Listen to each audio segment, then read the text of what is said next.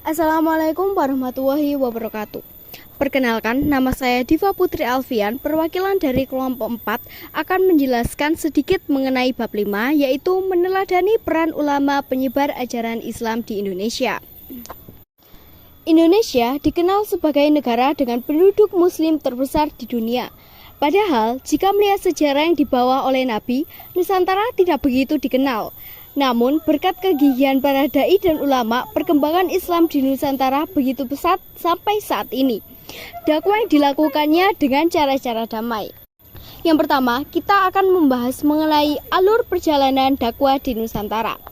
Islam masuk ke Nusantara melalui perdagangan dengan cara-cara damai. Agama Islam sudah masuk ke Indonesia pada abad ke-7 Masehi dan menyebar pada 13 Masehi. Menurut para sejarawan, teori-teori tentang kedatangan Islam ke Indonesia dapat dibagi sebagai berikut. Yang pertama yaitu teori Mekah. Menurut teori ini, proses masuknya Islam adalah langsung dari Mekah atau Arab yang terjadi pada abad pertama Hijriah atau abad ke-7 Masehi. Pada perdagangan dari Timur Tengah memiliki misi dagang dan sekaligus berdakwah. Bahkan berdakwah menjadi motivasi utama mereka datang ke Indonesia. Yang kedua ada teori Gujarat. Teori ini mengatakan bahwa kedatangan Islam ke Indonesia berasal dari Gujarat pada abad ke-7 Hijriah atau abad ke-13 Masehi. Gujarat terletak di India bagian barat, berdekatan dengan Laut Arab. Yang ketiga ada teori Persia. Menurut pendapat Amir Husain dan Husain Jojodiningrat, teori ini mengatakan bahwa kedatangan Islam ke Indonesia berasal dari daerah Persia atau Parsi yang sekarang menjadi daerah Iran. Sebagai buktinya, ada kesamaan tradisi, yaitu tradisi merayakan 10 Muharram atau Asyura. Dan yang terakhir ada teori Cina. Menurut teori ini mengatakan bahwa kedatangan Islam ke Indonesia berasal dari pedagang Cina. Sebagai buktinya, Raja Islam pertama di Pulau Jawa yaitu Raden Patah dari Bintoro Demak merupakan keturunan Cina. Yang kedua, kita akan membahas mengenai wali yang terkenal yang menyebarkan Islam di Indonesia. Yang pertama ada Sunan Maulana Malik Ibrahim, disebut juga Syekh Mauribi, diduga berasal dari Persia dan berkedudukan di Gresik. Yang kedua ada Sunan Ampel, disebut juga dengan Raden Rahmat. Beliau berkedudukan di Ampel, Surabaya. Yang ketiga ada Sunan Bonang, disebut juga dengan Raden Maulana Magdun Ibrahim, putra dari Raden Rahmat, Sunan Ampel. Ia tinggal di Bonang. Yang keempat ada Sunan Giri, disebut juga Prabu Satmata atau Sultan Abdul Fakih yang semula bernama Raden Paku, berkedudukan di Bukit Giri dekat Gresik. Yang kelima ada Sunan Derajat, disebut juga dengan nama Syarifuddin. Beliau juga putra dari Sunan Ampel dan berkedudukan di Derajat dekat Sedayu, Surabaya.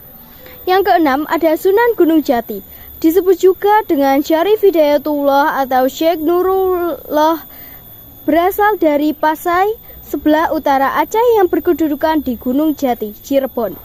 Yang ketujuh ada Sunan Kudus, disebut juga Ja'far Shodiq, putra dari Raden Utsman Haji yang bergelar Sunan Gandung di Jipang, Panolan, berkedudukan di Kudus.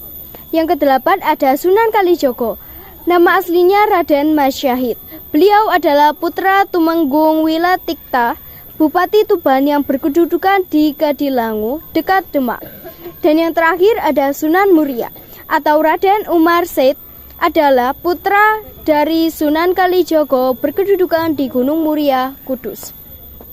Selanjutnya kita akan membahas mengenai cara-cara dakwah di Nusantara, yakni yang pertama ada perdagangan.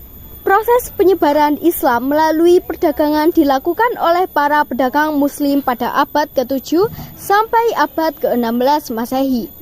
Para pedagang tersebut berasal dari Arab, Persia, dan India.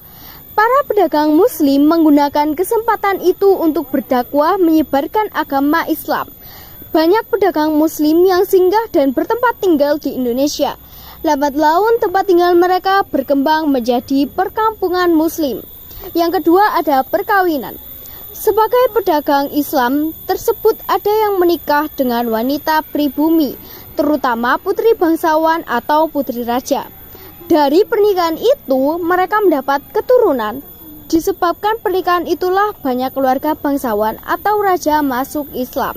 Sehingga para pedagang tersebut menetap dan membentuk perkampungan Muslim yang disebut pekojan. Yang ketiga ada pendidikan. Para mubalik mendirikan lembaga pendidikan Islam di beberapa wilayah Nusantara.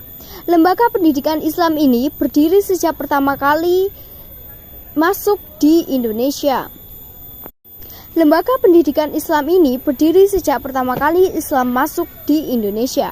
Salah satunya adalah pondok pesantren. Di pondok pesantren inilah berlangsung pembinaan pendidikan dan kaderisasi bagi calon kiai dan ulama. Setelah menamatkan pendidikan pesantren, mereka kembali ke kampung masing-masing untuk menyebarkan Islam. Melalui cara inilah Islam terus berkembang ke daerah-daerah yang terpencil. Yang keempat ada hubungan sosial. Para mubalik yang menyebarkan Islam di Nusantara pandai dalam menjalin hubungan sosial dengan masyarakat. Mereka yang telah tinggal menetap di Nusantara aktif membaur melalui kegiatan-kegiatan sosial di masyarakat. Dan yang terakhir ada kesenian. Sebelum Islam datang, kesenian dan kebudayaan Hindu-Buddha telah mengakar kuat di tengah-tengah masyarakat. Kesenian tersebut tidak dihilangkan tapi justru digunakan sebagai sarana dakwah. Baik pada seni bangunan, seni pahat dan ukir, seni tari, seni musik, dan seni sastra. Hal ini terlihat dari bangunan masjid, ukiran-ukirannya, berbagai seni musik gamelan dengan syair Islam, rebana, pagelaran wayang, dan lainnya. Terima kasih. Wassalamualaikum.